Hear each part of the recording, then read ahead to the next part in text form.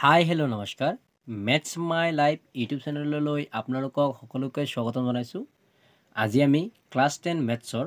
সপ্তম অধ্যয়ন স্থানাংক জ্যামিতি নামৰ চেপ্টাৰৰ পৰা 7.3 অনুশীলনীৰ তৃতীয় কুৱেশ্যনটো কৰিম। অলৰেডি আমি 1 নম্বৰ আৰু 2 নম্বৰ কুৱেশ্যনটো কৰিছোঁ। আজি আমি 3 নম্বৰ কুৱেশ্যনটোৰ বিষয়ে আলোচনা কৰিম। এতিয়া চোৱাচোন কুৱেশ্যন নম্বৰ 3ত কি দিয়া আছে। প্ৰথমে তুমি চোৱা 0,-1 এটা বিন্দু দিয়া আছে, 2,1 এটা বিন্দু দিয়া আছে আৰু 0,3 এটা বিন্দু দিয়া আছে। তিনিটা বিন্দু হ'ল এই শীৰ্ষবিন্দু কেইটাৰে গঠিত ত্ৰিভুজটোৰ বাহুবিলাকৰ মধ্যবিন্দু কেইটা সংযোগ কৰি গঠন কৰা ত্ৰিভুজৰ কালিটো নিৰ্ণয় কৰা। তোমালোকে ধৰিব পাৰিছানে কি কৈছে যে এটা ত্ৰিভুজ দিছে আৰু সেই ত্ৰিভুজৰ মধ্যবিন্দুবিলাক সংযোগ কৰি আন এটা ত্ৰিভুজ গঠন কৰা হৈছে। ঠিক আছে, আৰু সেই ত্ৰিভুজৰ কালিটো নিৰ্ণয় কৰিব দিছে। এই ত্ৰিভুজটোৰ কালি আৰু প্ৰদত্ত ত্ৰিভুজটোৰ কালি অনুপাত নিৰ্ণয় কৰা। প্ৰথমতে তোমালোকক মই অলপমান ইয়াত বুজাই দিম, বুজিব চেষ্টা কৰিবা। প্ৰথম আমি 3টা পইণ্টেৰে এনেকৈ এটা ত্ৰিভুজ এটা গঠন কৰিব লাগিব। ত্ৰিভুজ হ'ল আৰু ত্ৰিভুজৰ প্ৰত্যেকটা বাহুৱে ধৰা এইটো ABC ল'লোঁ, ABC ত্ৰিভুজ, আৰু প্ৰত্যেকটো বাহুৰ মাজত মানে মধ্যবিন্দু জইন কৰাকৈ আৰু এটা ত্ৰিভুজ হ'ব। আৰু এই ত্ৰিভুজৰ যে এই মাজত যিখিনি ঠাই আছে, তো এইটো এটা ত্ৰিভুজ আৰু এই ডাঙৰ এটা ত্ৰিভুজ, এইটো আমি DEF ল'লোঁ। তো ABC ত্ৰিভুজ আৰু DEF ত্ৰিভুজ, এই দুটা ত্ৰিভুজৰ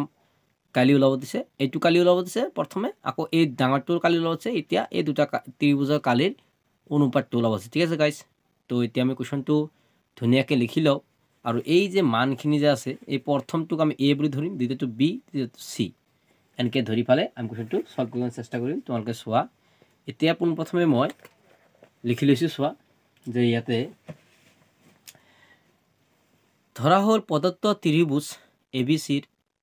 A মানটো ধৰি লৈছোঁ এইখিনি প্ৰথমটো 0 আৰু -1, B মানটো ধৰিছোঁ 2 আৰু 1,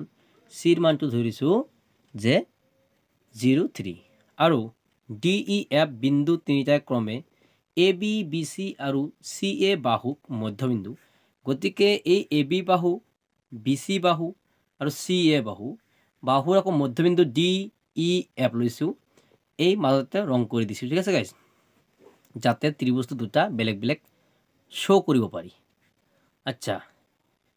D বিন্দুৰ স্থানাংক, অৰ্থাৎ আমাৰ এইটো A, B আৰু Cৰ স্থানাংক দিয়া আছে। D, E আৰু Fৰ স্থানাংক ওলোৱাৰ পিছত আমি এই ত্ৰিভুজটো পাই যাম। তো গতিকে প্ৰথমে Dৰ স্থানাংক ওলাবৰ কাৰণে D বিন্দুৰ স্থানাংক বুলি লিখি লৈছোঁ। আৰু আমি জানো এইটো বিশেষ যিটো স্পেচিয়েল যিটো ফৰ্মুলা, যিটো আমি দূৰত্ব ওলোৱা, তোমালোকে কিতাপত অলৰেডি তোমালোকে দেখা পাইছাই, তথাপি মই একবাৰ তোমালোকক দেখাই দিবৰ কাৰণে চেষ্টা কৰিম। তোমালোকে চোৱা যে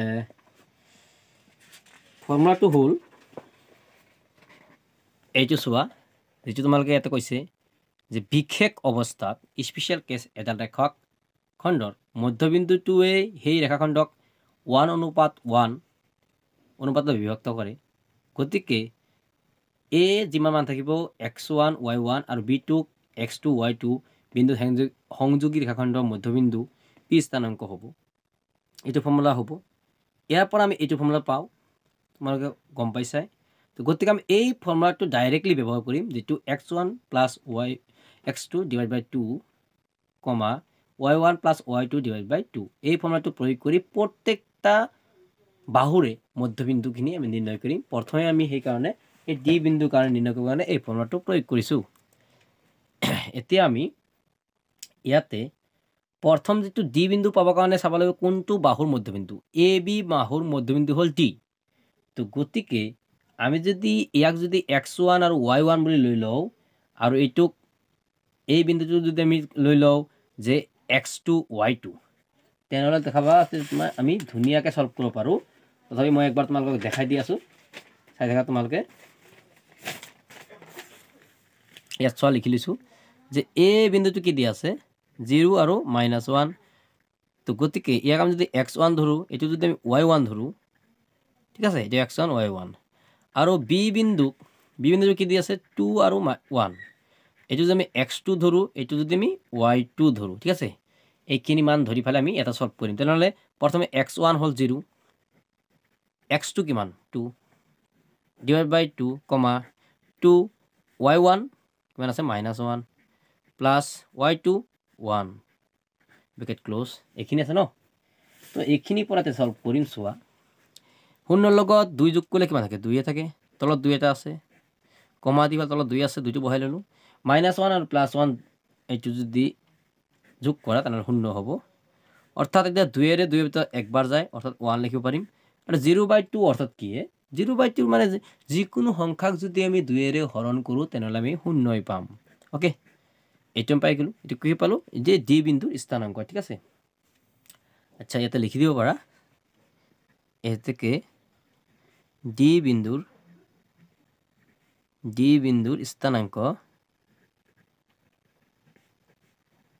স্থানাঙ্ক হল 1,0 কম পাইছা এতিয়া এই যে ডি বিন্দু ওলালো হেমতে ই আৰু এ ওলাম ঠিক আছে একে প্ৰসেস মানখিনি ধৰা তো গতিকে মই এতিয়া অলপ আগুৱাই লৈ লওঁ আৰু এতিয়া আমি লিখিলাম যে ই বিন্দুৰ স্থানাঙ্ক ই বিন্দুৰ স্থানাঙ্ক ঠিক আছে সেম ফর্মুলা হবো x1 plus x2 divided by 2 bracket y1 plus y2 bracket close ঠিক আছে এটা তোমালোকে চোৱা এইখিনিতে আমি মানখিনিতে পাতি দিলে হল x1 আৰু y1 যিখিনি আমি চাব লাগিব তে ই বিন্দু আচ্ছা চিত্ৰত চোৱাচোন ই বিন্দুটো কোনটো এইটো বিন্দু গতিকে বি আৰু সি বিন্দুৰ মাজত তো বি বিন্দুৰ কাৰণে মানটো কি আছে লিখি লও 2 আৰু 1 আছে আৰু সি বিন্দুৰ কাৰণে কি আছে 0 আৰু 3 আছে তো এইটো যদি আমি ধুনিয়াকে x1 ধৰি লও এইটো যদি y1 ধৰি লও এইটো যদি আমি x2 ধৰি লও এইটো যদি y2 ধৰি লও তে চোৱা এইখিনি মান আমি এই ফৰ্মুলা এটা পাতি দিম ঠিক আছে গাইস এতিয়া আমি এই ফৰ্মুলাটো লিখি লৈছো আৰু এতে এইখিনি পৰা মানটো লৈ লম যে x1 ৰ অৰ্থত কি 2 প্লাস x2 অর্থ কি 0 divided by 2 কমা তত থাকিল 2 y1 মানে কিমান 1 প্লাস y2 মানে কিমান 3 বাস এটা সলভ কৰি দিলে হল এটা সো আমি এটো সলভ কৰিম যে তলত 2 2 থাকিব শূন্যৰ লগত 2 যোগ কৰিলে কিমান থাকিব 2 থাকিব কমা তলত 2 থাকিল 3 আৰু 1 যোগ কৰিলে কিমান হ'ব 4 হ'ব যোগ কৰাটো পাৰা বুলি ধৰি লৈছো সো 2 এৰ 2 এৰ ভিতৰত একবাৰ যায় 2 এৰ 4 ভিতৰত কিমান যায় 2 বাৰ যায় তেনেহলে 1,2 পালো যেটো আমি জানো যে ই বিন্দুৰ স্থানাঙ্ক তো গতিকে লিখি দিম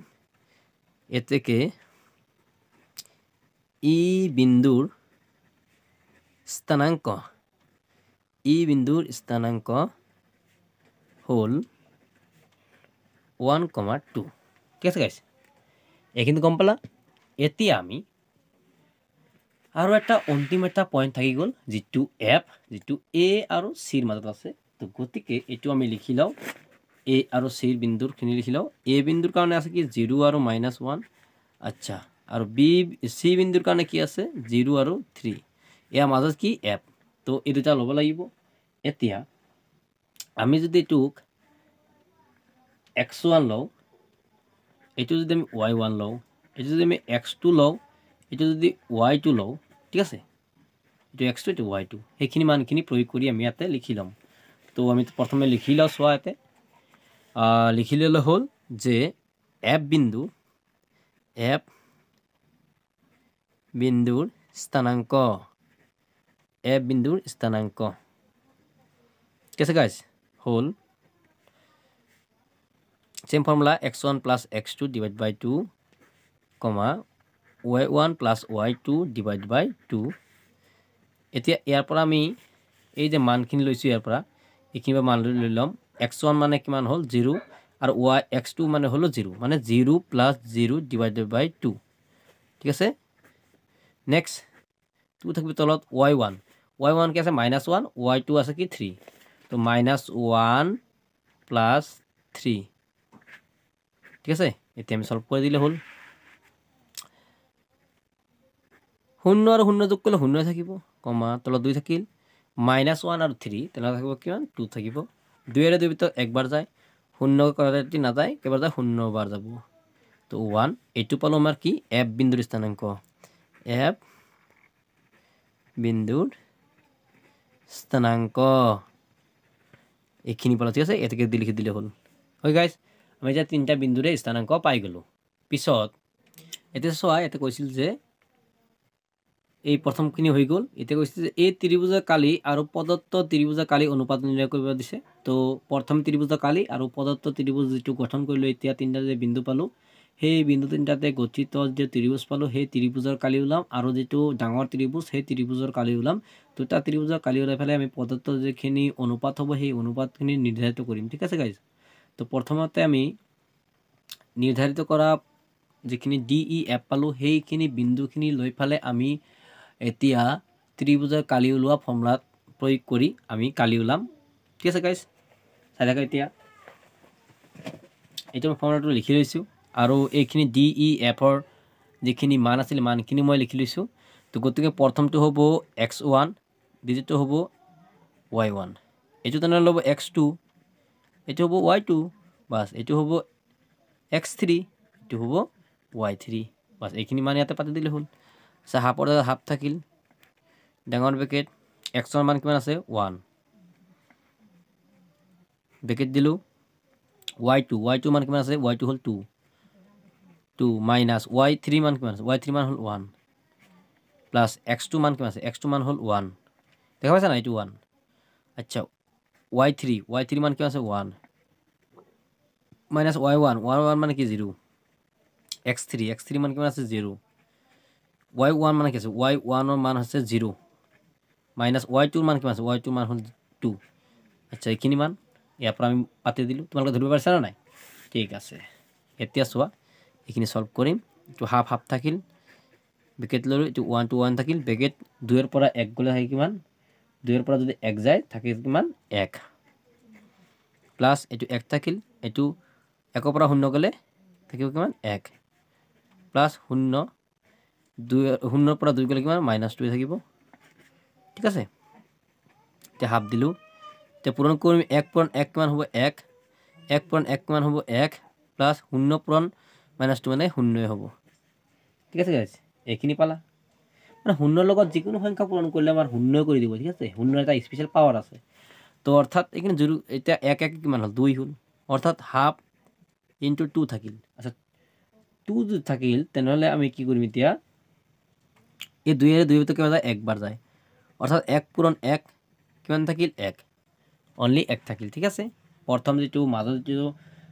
ত্রিভুজ আছিল সেই ত্ৰিভুজৰ কালি ওলালো 1 বৰ্গ একক যদি কোনো সেন্টিমিটাৰ দিয়া নাই বা মিটাৰ এনেকুৱা কোনো একক দিয়া নাই তেনেহলে তোমালোকে এনেকৈ লিখি দিবা বৰ্গ একক বুলি ঠিক আছে গাইস এইখিনি কিন্তু বহুত গুৰুত্বপূৰ্ণ ইউনিট যেটো ইংলিছত কয় এটো ইউজ কৰিব লাগে ঠিক আছে এতিয়া আমি সৰু যেটো মাজৰ যেটো ত্ৰিভুজৰ কালিখিনি ওলালো যে ডাঙৰ যে ত্ৰিভুজ আছিল ABC বুলি ধৰি লৈছিলো সেই ত্ৰিভুজৰ কালিটো এতিয়া আমি সেম ফৰ্মুলা প্ৰয়োগ কৰি ওলাম সোয়া আমি কিতাবৰ পৰা যিখিনি মান দিয়া আছিল ABC সেইখিনি মানখিনি আমি ধৰি লৈছিলো তো সেইখিনি আমি লিখি ললো তো ডাঙৰ যেটো ত্ৰিভুজৰ তো প্ৰথমটো হ'ব x1 দ্বিতীয়টো হ'ব y1 এটো হ'ব x2 এটো হ'ব y2 এটো হ'ব x3 এটো হ'ব y3 ঠিক আছে এইখিনি মান ইয়াতে প্ৰয়োগ কৰিলে হ'ল এতে x1 ৰ মান কিমান আছে 0 ব্ৰেকেট দি ফেলে y2 ৰ মান কিমান আছে y2 1 মাইনাস y3 x2 মান কিমান আছে 2 y3 আছে কিমান 3 মাইনাস y1 কিমান আছে -1 প্লাস x3 মান কিমান আছে 0 y1 ৰ মান কিমান আছে y1 হল -1 মাইনাস y2 মান কিমান হল 1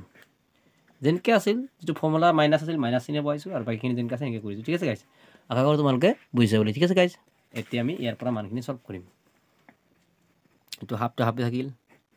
আচ্ছা 0 ৰ লগত যিকোনো সংখ্যা পূৰণ কৰা এটা স্টেপ কৰিয়ে দাও 1 ৰ পৰা এটো -3 তেনে -2 থাকিল প্লাস 2 ইনটু এটো 3 থাকিল মাইনাস মাইনাস প্লাস হৈ গল 1 হৈ গল প্লাস 0 ৰ লগত ইফালে মাইনাস মাইনাস কিমান -2 হ'ব তো ব্ৰেকেট ক্লোজ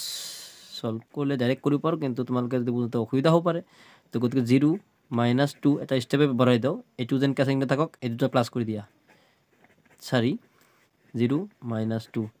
আচ্ছা তোমালোকেতো গম পোৱা ন 0ৰ লগত যিকোনো অংক পূৰণ কৰিলে 0 কৰি দেই, প্লাছ 2 4 গুণ কিমান হয় 8 হয়, প্লাছ 0ৰ লগত যিকোনো সংখ্যা পূৰণ কৰা হৰণ কৰা এইটো কেৱল 0 কৰি দিব। অৰ্থাৎ কিমান থাকিল, ইয়াতে 8 থাকিল, ইয়াতে 1/2 × 8 পালোঁ। তো 2 দি কেইবাৰ 4 বাৰ যায়, অৰ্থাৎ কিমান হলো 4। তো এইটো লিখিম বৰ্গ একক, বৰ্গ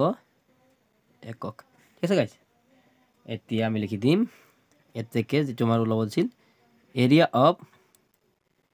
DEF is to area of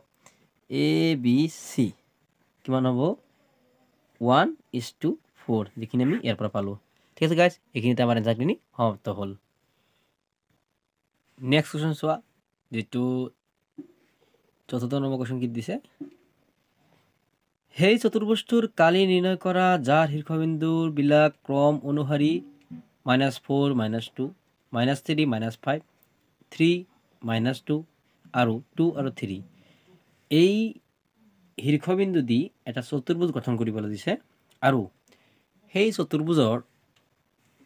এটা বিন্দুৰ পৰা আন এটা বিন্দু কাটি দুটা ত্ৰিভুজৰ গঠন কৰিব দিছে। গঠন কৰাৰ পিছত সেই ত্ৰিভুজ দুটাৰ কালি নিৰ্ণয় কৰিব দিছে। ঠিক আছে, একচুৱেলি কি এটা চতুৰ্ভুজক যদি আমি মাজেৰে যদি এটা কৰ্ণ যদি টানি দেওঁ, তেনেহ'লে সেই চতুৰ্ভুজটো গৈ ফালে দুটা ত্ৰিভুজৰ ৰূপ লয়, আৰু সেই ত্ৰিভুজ দুটাৰ কালি আমি ইয়াতে ফৰ্মুলা জানো, আৰু সেই ফৰ্মুলাখিনি প্ৰয়োগ কৰি আমি দুটা ত্ৰিভুজৰ কালি ওলাই ফালে সেইটো প্লাছ কৰি আমি এটা চতুৰ্ভুজৰ কালি ওলাই দিম, যিটোক মই তোমালোকক অলপ বুজাব চেষ্টা কৰিম। চোৱা, ভাবি লোৱা ইয়াতে এটা চতুৰ্ভুজ, এইটো চতুৰ্ভুজটোক আমি ইয়াতে কাটি দিলোঁ, অৰ্থাৎ কি হ'ল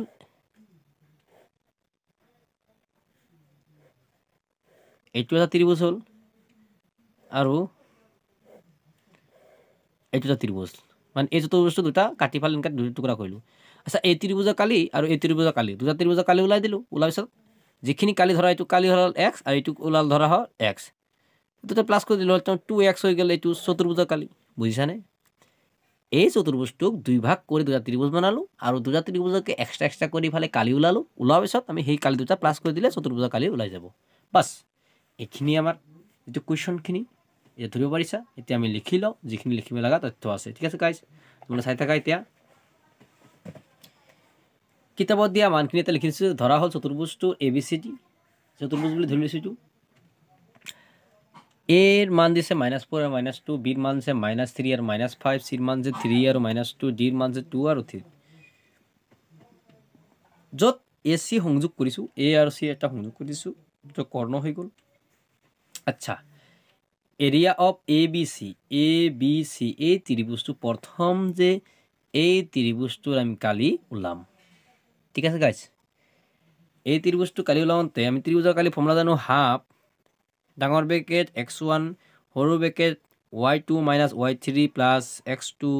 y3 - y1 bracket close plus x3 y1 - y2 bracket close ডাঙৰ ব্ৰেকেট ক্ল'জ। গম পাইছানে? এইটো তোমালোকে গম পোৱাই। আচ্ছা, এই ফৰ্মুলাটো প্ৰয়োগ কৰি আমি ইয়াৰ পৰা মানখিনি ল'ব পাৰিম। তো গতিকে আমি চাব লাগিব যে ABCৰ মান কোনটো ল'ব লাগিব, অৰ্থাৎ এৰ মান এইটো। আচ্ছা, লিখি ল'ম মই। এৰ মান কিমান আছে -4 আৰু -2। আচ্ছা, বিৰ মান লাগে। আচ্ছা, বিৰ মান কি লেখা আছে ইয়াতে -3 আৰু -5। আচ্ছা,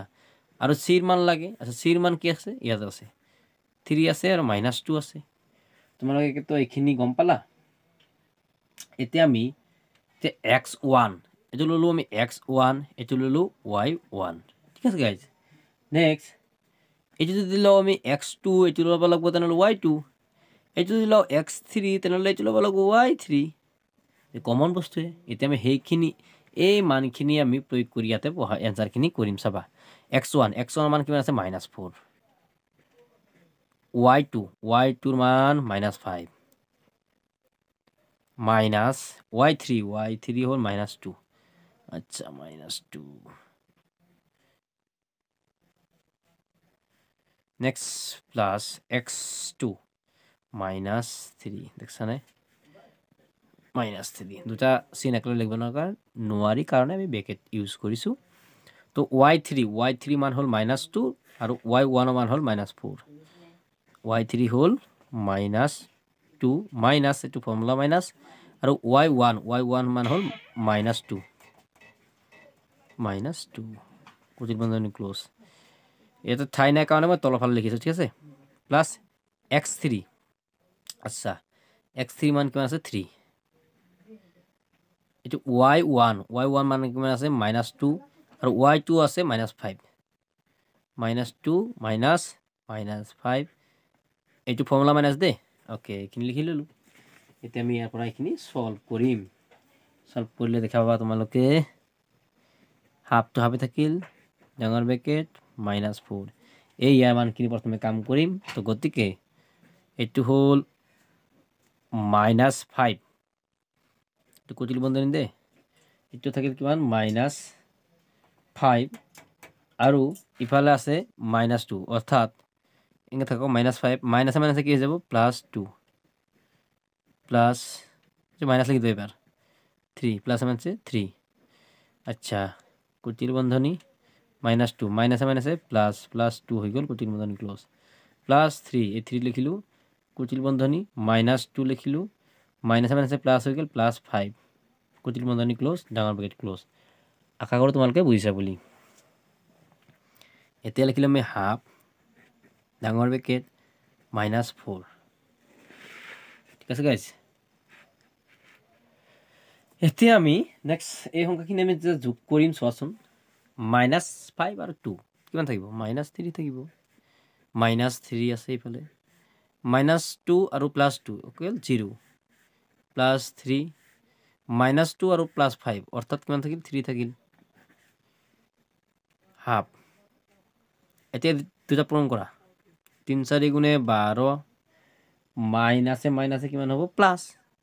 লিখা দৰকাৰ নাই 3 0 গুণ 0 মাইনাস 0 আৰু প্লাস 0 কি এটাই কথা 3 3 গুণে 9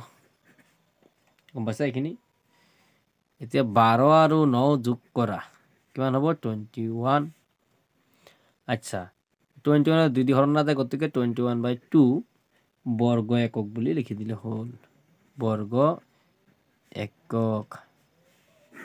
আমি এই ত্ৰিভুজটোৰ কালি বৰ্গ একক এই এবিসি ত্ৰিভুজৰ কালি আমি 21/2 বৰ্গ একক পালো এতিয়া আমি এই ত্ৰিভুজৰ কালি উলাম ঠিক আছে গাইস এই ত্ৰিভুজৰ কাৰণে কি এডিসি ঠিক আছে সেইখিনিতে মানখিনি আমি তলত পাতি দিম চোৱা তাইলে তোমালোক চোৱা এতিয়া আমি ইয়াতে লিখিছো এৰিয়া অফ এসিডি যেটো ফৰ্মুলাটো এটো ত্ৰিভুজৰ কালি উলা ফৰ্মুলা আৰু এইটো এসিডি লিখি লিছো তো প্ৰথমটো লো আমি x1 এটো হ'ব তেলে y1 এটো হ'ব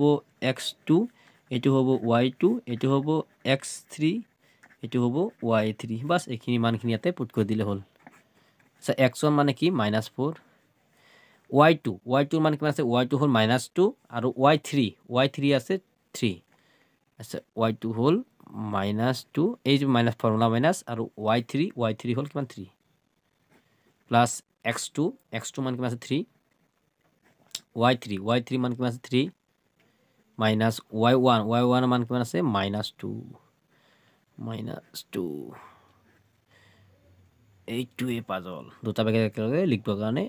নোৱাৰি x3 হল 2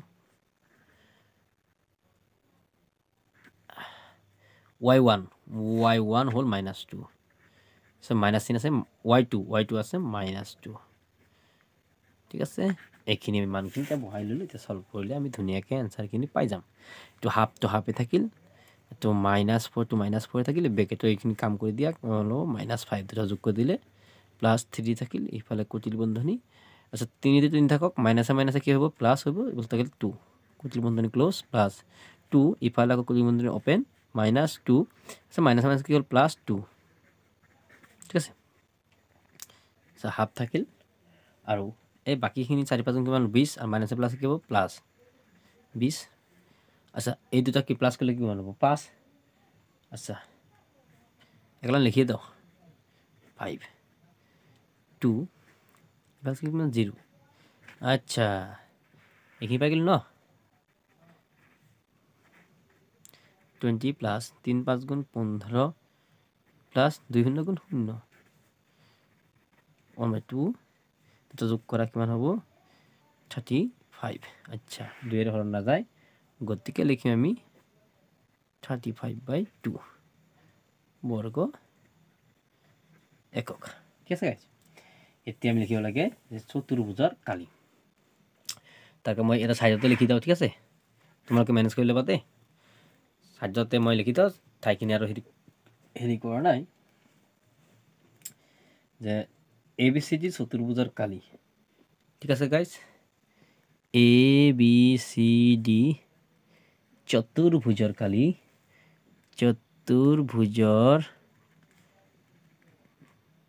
কালি ঠিক আছে ইকুয়াল দি ফেলে area of ABC plus area of এইখিনি ACD